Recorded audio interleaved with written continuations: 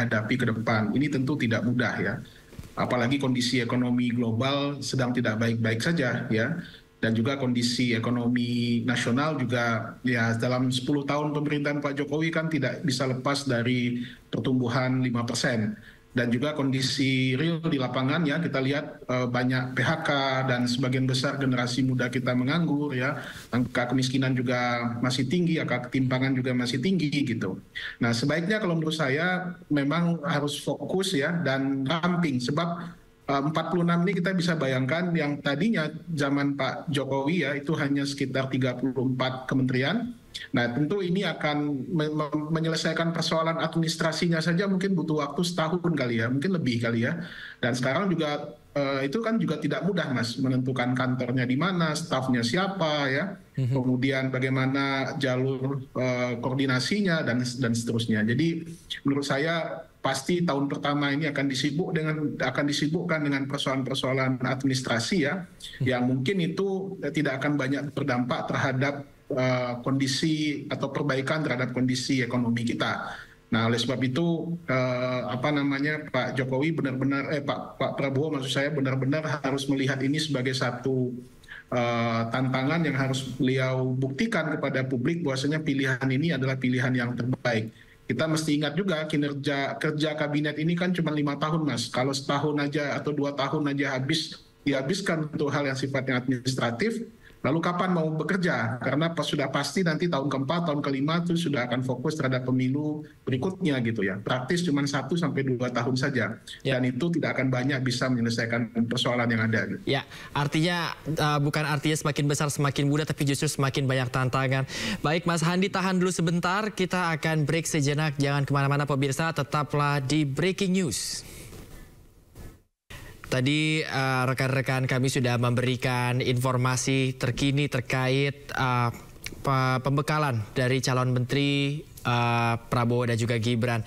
Terkait pembekalan ini, Mas Handi, seperti apa Anda melihatnya? Apa yang ingin ditampilkan Prabowo dari adanya pembekalan ini? Ya, jadi dari beberapa informasi tadi yang kita dengar ya dalam laporan langsung di Hambalang, terlihat concernnya Pak Prabowo ke depan tuh sudah mulai kelihatan ya. Artinya tadi disebutkan hari pertama ini akan banyak fokus membahas tentang geopolitik, geostrategi ya, dan juga kondisi keamanan di kawasan ya. Ini tentu akan menjadi fokus Pak Prabowo nantinya kalau saya perhatikan ya, sehingga menteri-menteri yang nantinya punya kaitan dengan hal ini seperti Menlu, kemudian Menhankam ya, ataupun Mendagri ya, ini pasti akan langsung di-drive langsung oleh Pak Prabowo ya, sesuai dengan visinya dan juga harapan beliau terhadap kondisi atau positioning Indonesia ke depan. Kemudian juga terlihat tadi bahwasanya hari berikutnya baru membahas banyak persoalan tentang ekonomi, tentang pendidikan ya, dan juga tadi disebutkan ada tentang teknologi ya, AI ya, artificial intelligence, dan ini juga sepertinya juga akan menjadi concern dari Pak Prabowo ke depan dalam membangun kabinetnya. Tapi sekali lagi Mas Bayu ya, dengan komposisi yang besar ini tentu harus benar-benar diukur betul gitu ya, sejauh mana kinerja dan juga ekspektasi yang diharapkan dari kinerja para calon menteri dan wakil menteri ini bisa memberikan harapan perbaikan terhadap kondisi bangsa dan negara kita ke depannya gitu. Nah ini yang menjadi PR menurut saya yang juga harus dituntaskan oleh Pak Prabowo sesingkat-singkatnya. Jangan sampai nanti keberadaan menteri-menteri baru ini nantinya justru menjadi beban administrasi ya, beban keuangan ya, yang justru kontraproduktif terhadap apa yang ingin dibangun oleh Pak Prabowo ke depan gitu. Mungkin begitu Mas Bayu. Ya Mas Andi, kalau saya melihat agenda untuk 2 hari ke depan ini yang membuat saya tertarik ini ada pembahasan tentang artificial intelligence atau AI. Apakah Anda juga melihat, kalau kita melihat kan background dari Pak Prabowo ini juga terkait militer, apakah ini juga artinya Pak Prabowo ini punya concern untuk terkait keamanan cyber? Betul Mas Bayu ya, kita akan tentu mendengar dalam beberapa waktu terakhir adanya rencana untuk menambah 1 matra ya yang sudah kita miliki pada hari ini ya, darat, udara, laut, dan tambah 1 lagi adalah tentang cyber ya. Ini tentu menjadi satu kebutuhan yang tidak bisa kita hindari ke depan, bagaimana masing-masing negara di dunia ini sudah tentu mempersiapkan diri juga dengan hal yang sama dengan kekuatan cyber ini. kemajuan teknologi ini kan tentu tidak bisa kita hindari ya, tidak bisa kita pungkiri, ini telah menjadi satu kebutuhan yang harus juga dipersiapkan oleh banyak negara. Nah, pilihan Pak Prabowo untuk menjadikan ini sebagai salah satu tujuan utamanya atau menjadi salah satu target utamanya dalam pemerintahan ke depan, menurut saya tepat. Tapi sekali lagi perlu juga diseimbangkan ya antara kebutuhan cyber untuk pertahanan dan keamanan nasional ya, untuk kebutuhan nasional, dan juga bagaimana ini juga bisa mendorong ya terutama pertumbuhan ekonomi kita ya, yang kita harapkan tentu dengan semakin majunya teknologi ini juga akan bisa memberikan nilai tambah ya, atau memberikan multiplier effect terhadap terhadap perkembangan ekonomi kita ke depan gitu, Mas Bayu. Ya, sebelum saya membahas terkait teknologi kembali, Mas Hadi, tadi rekan Kevin juga mengatakan terkait PDIP, apakah masih ada kans untuk PDIP ini bergabung dalam kabinet menurut Anda?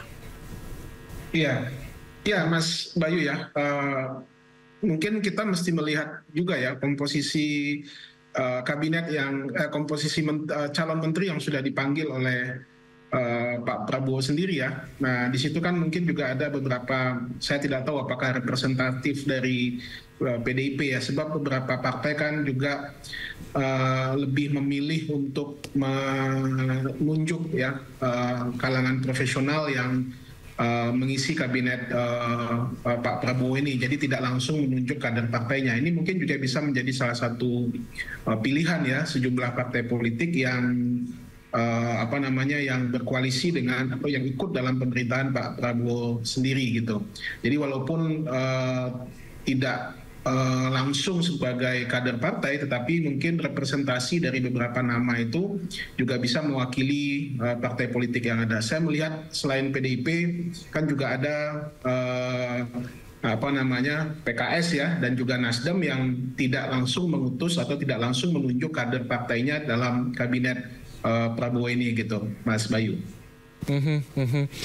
Lalu sebenarnya untuk pembekalan hari ini seberapa besarnya ini bisa mungkin memperkuat loyalitas nantinya menteri-menteri Prabowo ini dalam mendukung dirinya dalam masa pemerintahan? Ya, saya pikir 2 hari ini adalah cara Pak Prabowo untuk menyampaikan harapannya, menyampaikan visinya, menyampaikan keinginannya ya kepada para menteri, dan juga bagaimana Pak Prabowo nanti mengelola pemerintahan ini gitu. Jadi ini yang harus menjadi perhatian bagi para calon menteri ini untuk melihat ritme kerja yang ingin dibangun oleh Pak Prabowo sendiri. Tadi kita sudah melihat beberapa isu yang menjadi materi dalam pembekalan ini yang akan menjadi fokus Pak Prabowo dalam 5 tahun ke depan. Saya pikir para menteri harus menangkap keinginan dan juga harapan Pak Prabowo ini sehingga terjadi ritme kerja yang baik tentunya ke depan, sehingga ini akan bisa membangun pemerintahan yang efektif, pemerintahan yang fungsional ya, pemerintahan yang nanti bisa menyelesaikan banyak persoalan yang kita hadapi pada hari ini gitu, Mas Bayu. Ya, banyak persoalan termasuk juga persoalan cyber atau teknologi yang tadi kita sudah bahas, di mana ini akan menjadi topik, di antaranya besok akan membahas artificial intelligence. Terkait hal ini, apakah menurut Anda ini gaya atau style dari pemerintahan Prabowo untuk kedepannya ini menjadi bisa dibilang angin segar mungkin untuk kedepannya? Ya, jadi dari sejumlah nama yang dipanggil kan memang terlihat ya ada beberapa concern yang ingin dibangun oleh Pak Prabowo, terutama dengan persoalan teknologi ini ya, karena Pak Prabowo sendiri dengan latar belakang yang dia miliki, saya pikir teknologi ini akan banyak mensupport nantinya untuk keperluan pertama tentu untuk keperluan keamanan wilayah kita, dan yang kedua nantinya untuk membangun pendidikan ya, dunia pendidikan yang selama ini juga tertinggal sangat jauh dari beberapa negara. Jadi penggunaan AI ini selain untuk dipergunakan untuk geopolitik dan geostrategis ya yang kita hadapi ya ke depan, tantangan di tingkat global, juga nanti bisa diharapkan bisa juga berkontribusi lah ya untuk memperbaiki kualitas sumber daya manusia kita, terutama kualitas pendidikan. Tapi kita juga mesti hati-hati nih Mas Bayu ya, karena tingkat atau kemampuan kemampuan masyarakat atau kemampuan dunia pendidikan kita dalam menggunakan teknologi ini kan tidak seragam ya. Nah ini juga jangan sampai nanti memunculkan ketimpangan dan juga persoalan baru.